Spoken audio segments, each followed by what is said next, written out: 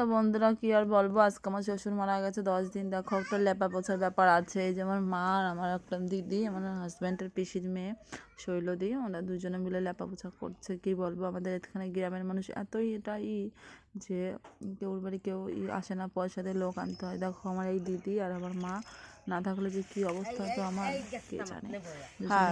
সুন্দর করে উঠোনটা লেপে নিচ্ছে।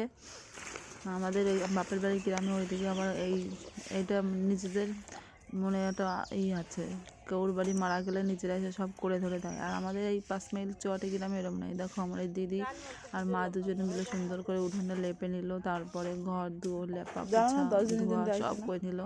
এরপরে ব্রাহ্মণও এসে যাবে, আমাদের কাজ যেগুলো দশার গাছ মন্তর বলবে, হাজব্যান্ড দেওর টাক হবে। আমি একটু নখ খোলালাম, চুল খোলালাম, মেয়েকে চুল কাটাবো। দেখো আমার দিদি কি সুন্দর করে উঠোনটা লেপে নিচ্ছে। তারপরে চলে আসলে আমার মেয়ে চুল কাটতে। দেখো চুল ওর বাবা কাটবে না বলে রেখে দিয়েছিল, কিন্তু কিছু করার নেই, চুল কাটতে হবে। শীতকাল বলে টাকটা করালাম না, নাহলে টাক করিয়ে দিতাম। গরমকাল যেহেতু চুল কাটা কেটে দিলাম। ছেলেদের ছাট সামনে দিয়ে বড়, পিছন দিয়ে ছোট। তারপরে দেখো হাজবেন্ডকে দেখো আমার হাজবেন্ড, দেখো আমার এই যে 5 বছর বিয়ে হয়েছে এখনো দাড়ি চাচেনি, আজকে দাড়ি চেঁচেছে। দেখো ভালো করে দেখা যাচ্ছে না, সেরকম করে আসলাম মামা শ্বশুর বাড়ি থেকে। শাড়িটা সায়া ব্লাউজ দিয়েছে, এটা পরেছি। দেখো আমার আজকে অমাবস্যা, আজকে আমরা মালসা পোড়াতে পারবো না। আমি সারাদিন আজকে আমরা ফল জল খেয়ে থাকবো, খুবই ক্লান্ত।